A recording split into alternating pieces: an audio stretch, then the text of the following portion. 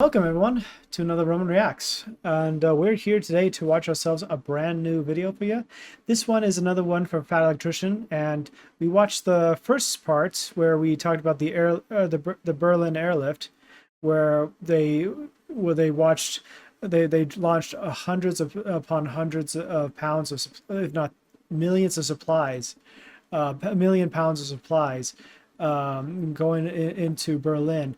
Airdropping it so that the German people may be able to eat, survive, and be able to get themselves back up and running. So now we're kind of looking at this sequel where it's talking about how the USSR, communism, they basically decided to encircle all of East Berlin and block it off from the rest of the world. So yeah, we're going to be giving this a watch, and yeah, just really get a good going. And I know I'm wearing my jacket, I'm wearing like a bunch of little stuff, but the reason being is that I'm about to head off to work, and I'm going to be kind of on time crunch. So let's just get started with this, okay? All right, we got that sentence all settled on my end. So yeah, let's just give this a watch and have a go. No doubt this is going to be really excellent. So let's give this a watch. 3, 2, and call this video propaganda, but in my defense, it's not my fault. People are probably gonna get mad and call this video propaganda, but in my defense, it's not my fault. The only thing you have to do to make anti-communist propaganda is to open a history book and start reading it out loud. Today we're talking about the Berlin Wall. It is one of the greatest examples of capitalism versus communism, East versus West, hungry versus fed that the world has ever seen. But first, a word from our sponsor. This video is brought to you by Operation Good Boy. It's a monthly subscription box. It's got all kinds of good... Are you okay? sneezed. Don't puke in my office, please. Yeah, you're gonna get a treat in a second if you don't puke. Okay, hang on, 1 second. You've ruined my intro. Anyways, it comes with all kinds of cool stuff for your dog. We've got dog poop picker-upper bags. We've got a little doggy first aid kit. We've got daily multivitamins for him. And then we've got Mushu's favorite, the TRE, the treats ready to eat. These are made right here in America. And Mushu is a big fan, right? Give me a shake. Good, you didn't puke. Wonderful work. Go ahead. Good job. So yeah, if you've got a dog, go check out Operation Good Boy. I'll have a link and a discount code in the description down below. Let's get back to the video. All right, a couple of weeks ago, we talked about the biggest logistical flex of all time, that being the Berlin airlift, when the USSR tried to blockade off West Berlin to force them to become communist and to join the USSR, and America and the UK teamed up to deliver them supplies using only cargo planes, landing a cargo plane into West Berlin every 2 minutes, all day, every day for 15 months straight, feeding and supplying an entire city with 4.6 billion pounds of supplies. If you want to watch that full video, I'll have... I said millions. I say billions was the correct... that linked right here. If not, that's fine. Here's the bare minimum background info that you need. Right after World War II, Germany was basically split into two pieces. You had the Western powers, America, the UK, and France, controlling the western half of Germany, and you had the USSR controlling the eastern half. And here's where that gets weird. They did the same exact thing with the city of Berlin, where the West controlled the western half and the USSR controlled the eastern half, except Berlin was 100 miles into the USSR territory. And this is why the USSR blockaded off West Berlin and tried to force them to join, because they didn't want a little speck of capitalism in their communist utopia. But the West isn't about to back down from a challenge, so America and the UK team up, Wonder Twin powers activate, they launch the Berlin airlift, they feed an entire city using nothing but cargo planes, and after 15 months, the USSR is finally forced to end the blockade because they can't afford to try to stop them anymore. So 1949, the roads and railways to West Berlin open back up and everything goes back to working exactly how it was supposed to, and this is where the story really begins. From 1949 to 1951, we had what was known as a green border between East and West Germany. Basically, there was a border there. They're two separate countries. However, it was very, very easy to go from one country to the other and back. It was no big deal at all, which was really important because you have to remember, they just drew an arbitrary line right through the middle of Germany and were like, hey, these are two separate countries now. It was really complicated for a lot of people. You had people that had family members that now live in a different country. You had people whose home was in one country and job was in the other. You had farmers and property owners that now owned property in a country that they didn't live in. It was very, very complicated. And while the border is essentially open, a ton of people from East Germany are taking advantage of it and migrating to West Germany because it's way, way better to live in West Germany, where the evil capitalist pigs from America and the UK have been funneling in billions of dollars worth of food, money, and resources, helping to build West Germany back up as a country, as opposed to the USSR over in East Germany, who has done the exact opposite because they said, hey, We want our war reparations and we want them right now. The USSR takes over $10 billion worth of hard assets and natural resources out of the East German economy and ships it back home. That is a third of the working capital of the entire country. Quite literally just took a third of their economy and got rid of it. And if that wasn't bad enough, they also liquidated almost every factory in East Germany. They took all of the machinery, all the parts, all the material that they had and shipped it back home to the USSR. Not only have they stripped East Germany of all of their product, they've stripped them of their ability to produce. They can't even work themselves out of this difficult situation. Because of this, understandably so, people start leaving East Germany in droves. Now, by 1952, the USSR identifies this problem, understanding, oh shit, obviously our policies aren't very popular. We should probably do something about that. The only question is, what are we gonna do about it? Do we A, come up with new policies that incentivize people to stay, making them want to be there and making them want to be a productive member of the society? No, absolutely not. We're gonna go with option B, old reliable. I'm sorry, every time I hear the Russian phrase, I'm pretty certain it's a swear word or something, but yeah. Good old-fashioned human rights violations. Okay, so here's the plan. We're going to shut down the border between East and West Germany. We're going to build a wall or a fence. And I know what you're thinking. Walls don't work. Well, if the wall doesn't work, you know what is going to work? The landmines that we put on the other side of it. And if that doesn't work, we're going to get guard dogs. And if the guard dogs don't work, we're going to put up a bunch of guard towers and we're going to have over 20,000 men with guns watching the border 24/7 all the time. And they have the authority to shoot anyone trying to escape on site. Now, obviously, there's one glaring hole in this plan. What if somebody is able to get past the wall, navigate through a minefield, evade the dogs, and they get seen by the guard, but because the guard is an East German and he probably doesn't want to be in East Germany either, what if the guard just doesn't shoot him and lets him go over to West Germany? Well, that's where the giant sand pit comes in. We're gonna line the entire border between East and West Germany with a 30-foot wide pad of sand. And that way we'll be able to see any footprints when somebody runs out of East Germany into the West. And then we're gonna know that somebody escaped and we're gonna hold the guard on duty for that sector responsible, and then he's gonna get in trouble. Buh! Having a very secure border isn't a human rights violation. Buh! Well, right, when you're using it to keep people out, but when you're using it to keep people in, it's absolutely a human rights violation according to the Universal Declaration of Human Rights. Let me just read that. It's kind of like the Hadrian's Wall in the UK. Like the Romans kept advancing forward until there's a point where they couldn't advance any further because of logistics and tougher enemies up north. So they just didn't want to risk a potential invasion. So they decided to build that wall and block them out, basically. So that's one really big reasons that walls do work at times.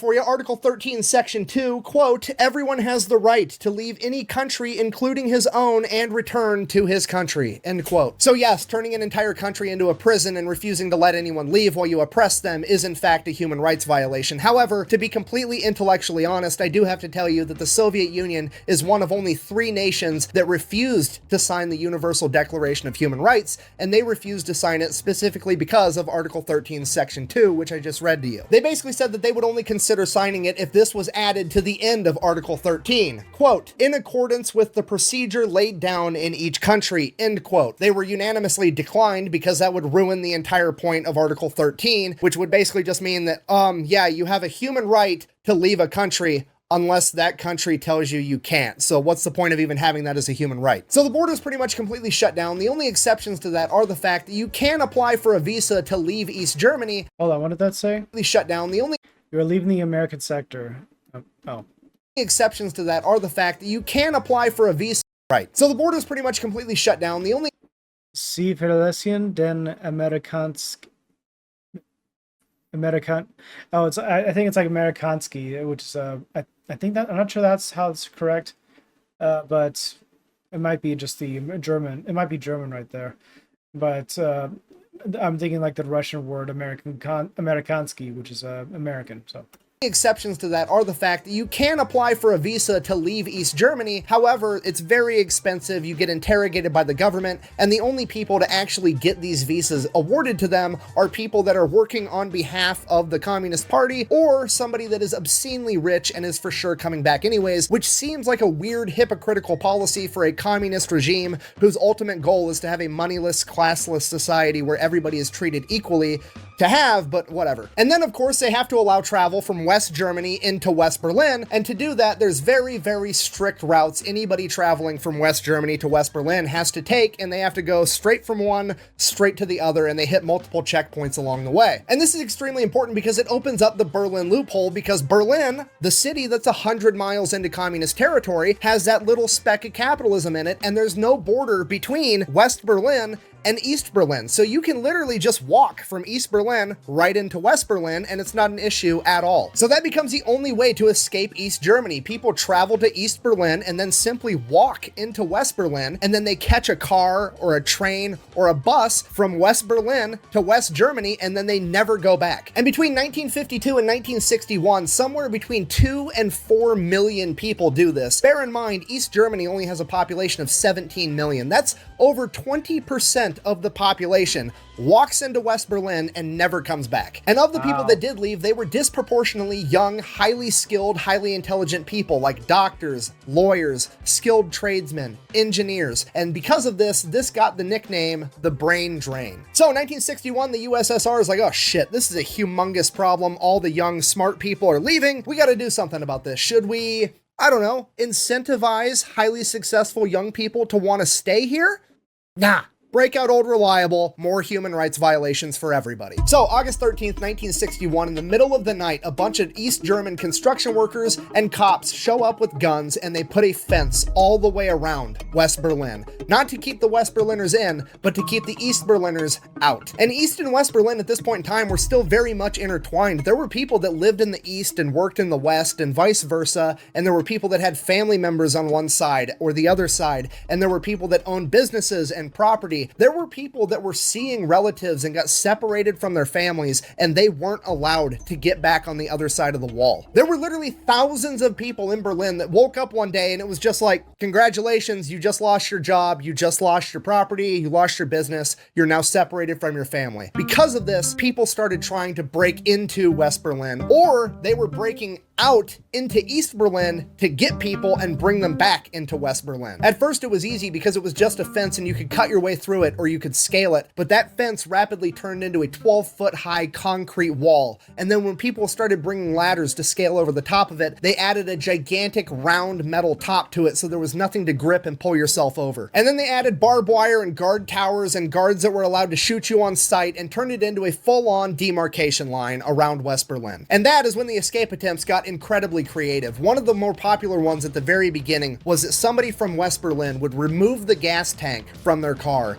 and they would just have a little 1-gallon jug for gas, just enough gas to drive into East Berlin, pick somebody up, and drive back to the West. And the person would be strapped up underneath the car where the gas tank was supposed to be. But then the communists figured that out, and then they had the guards at every checkpoint before a car could go into West Berlin. They would take a flexible metal wire and shove it down into where the gas tank should be to make sure it was in fact a gas tank. So then that plan was out. So one guy decided he was going to take his... It makes me wonder why that's why they always have those little mirrors to look underneath the cars as well.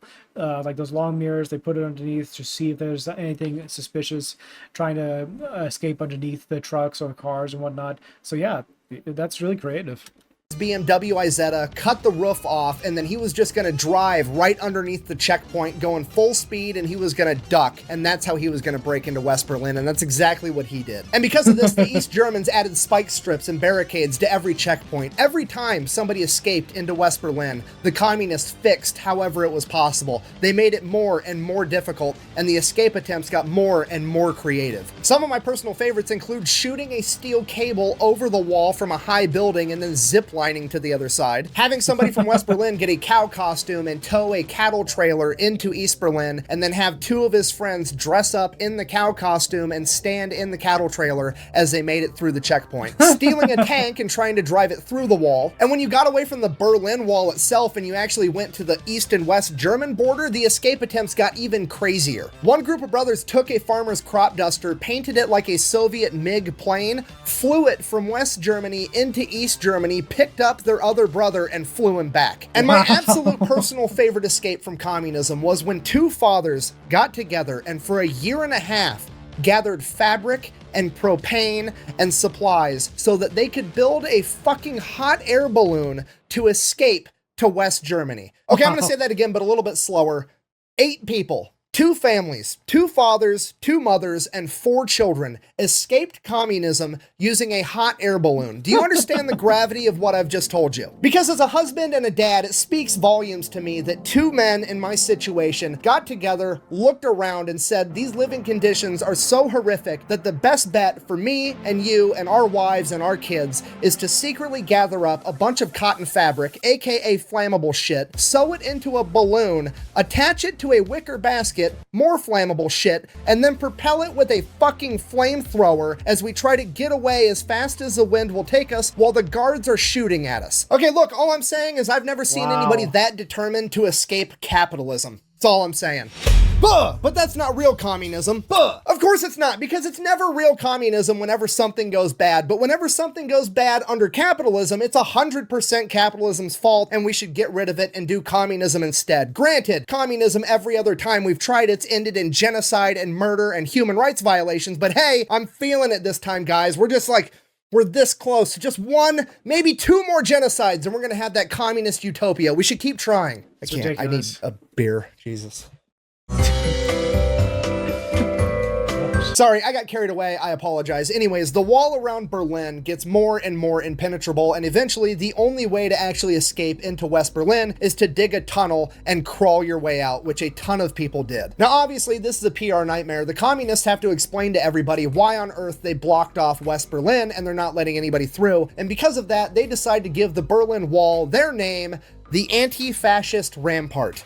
Fascism, obviously referring to Nazis, which makes this, I believe, one of the first historical appearances of the unfortunately still prevalent line of thinking that anybody that disagrees with me or how I live my life or my politics must be a Nazi. Yeah, that was the official stance of the Soviet Union. It's crazy how that still lingers today, where people who have a different opinion is not allowed to speak their mind, and the moment they try to say something different that's not to what someone else has to say, the opposite end of the spectrum calls them a Nazi, and then they feel like they need to be destroyed in order to keep them in order to keep their so-called utopia. But despite the fact that communism literally just brings people down.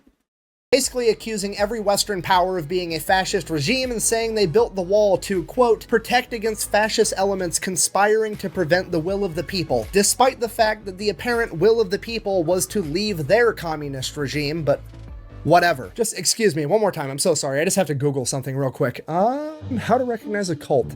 Absolute authoritarianism without accountability. Check. Zero tolerance for criticism or questions. Like getting arrested for political jokes, so I'm gonna go with check. Lack of meaningful financial disclosure regarding the budget.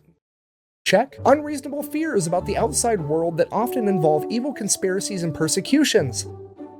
Check. Okay, sorry. Anyways, back to the video. Despite all the propaganda saying the Western world was literally just a bunch of Nazis, most people in East Germany didn't buy it, and a ton of them still tried to escape to the West. Over the duration of the Berlin Wall, over 100,000 people would be captured and imprisoned for either telling political jokes, criticizing the government, or attempting to escape. In just a couple years, by Kind of like the UK.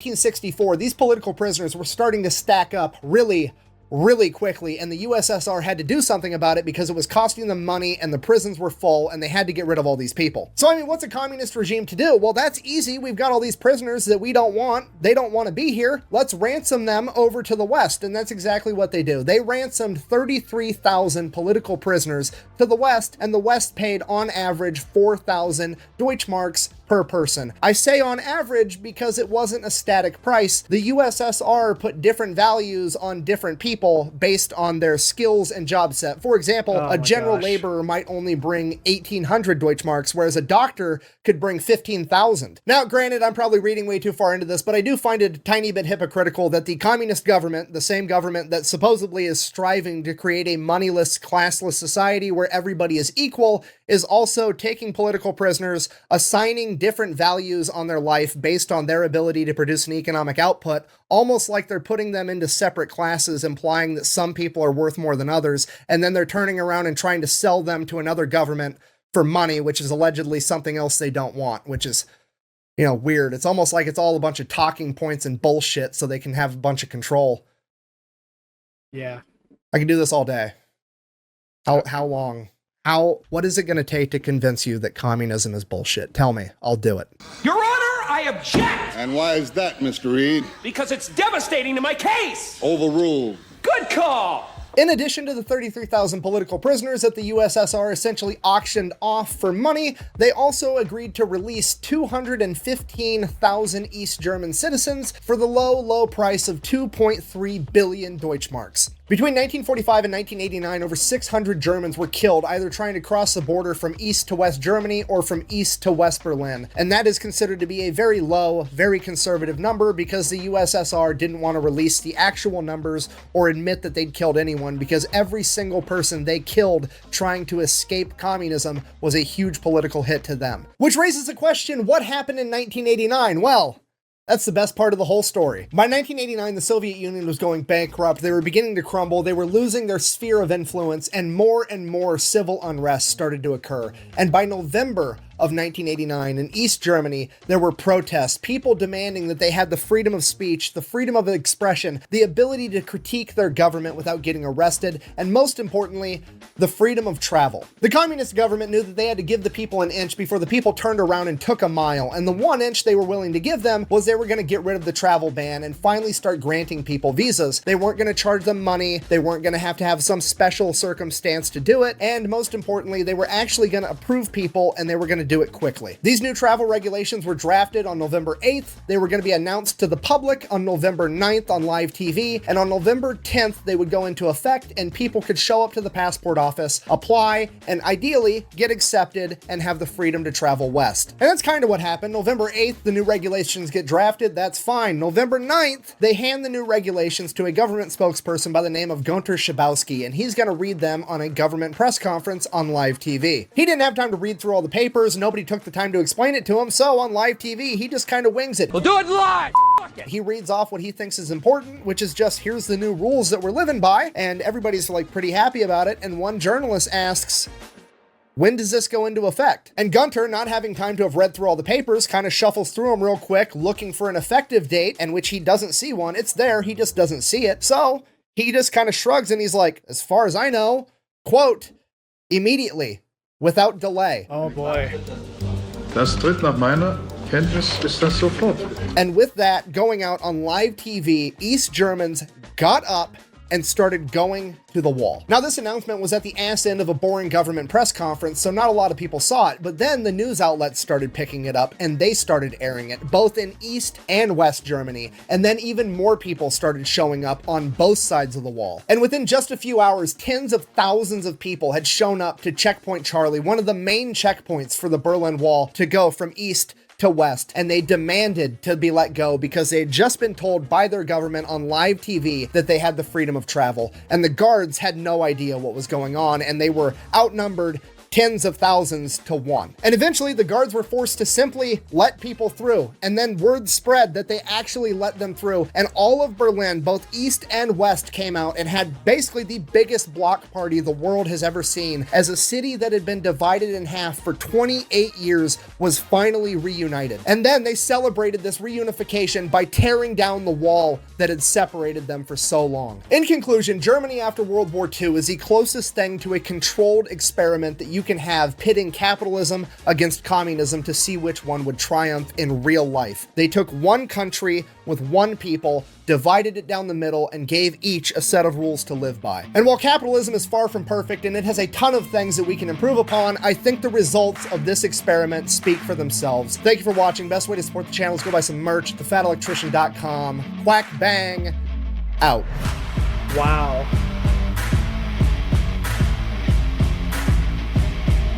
That's crazy. How can you mess that up at the end there? Gunther just basically said, as far as I know, effective immediately. And then like everyone's like, let's go. And just everyone's rushing to the walls, celebrating, excited, and like basically the USSR like, oh no, this is too much. This is not what we planned, and just the poor communication. And he ended up being the one to tell live on air that this was lifted, and everyone was celebrating. And Oh man, I even remember I remember when I was in college where there was a professor who was a German teacher, and I was basically there learning German a little bit. And I remember seeing like this big stone that he brought in and had some graffiti, and he told me that that was a piece of the Berlin Wall, and no doubt there's going to be like millions of other pieces that are still out there, but just this iconic one, it was just like really unique because it just felt like a piece of Germany was I was able to see myself in my hand, and yet it just it's so crazy to me how they went to such lengths to keep them at bay, and eventually they went bankrupt to the point where they have no choice but to like allow East Berlin to be set free basically, and after that, just Ronald Reagan in his famous quote, "Tear down this wall," and he was able to do just that, and eventually all of Berlin, all of Germany was coming together, and eventually the USSR collapsed and Germany was able to reunite. And I believe that because of the reunification and the East Germany was so poor that when West Germany came in and started investing, just building everything up from the ground up again, Germany essentially boomed into a wonderful economy and being able to lift up the lives of millions that were entrapped from the curtain of communism, basically. So yeah, this is just a fantastic watch, and I'm just I feel at the same time that that one guy who, as far as I know, effective immediately, just he probably is going to get chewed out by his superiors, but at the same time, can you blame him when he was told, not really told, what to do at the last minute, and just I'm gonna wing it and just do away with that. Anyway, that is it for me, guys. I hope you enjoyed. Hope you had a great time, and I'll leave it there. The video will be down below for the original video. You can also check Fat Electrician over here. You can check out a random video of mine, including a subscribe button. Let's continue to grow, guys. I am nearly close to 3K. We're trudging along every day, and I'm hoping you guys will have a great time. I gotta get going to work, so as always, take care. Romans, salute. If you like Romans content and wish to see more, like and subscribe to continue to support the channel.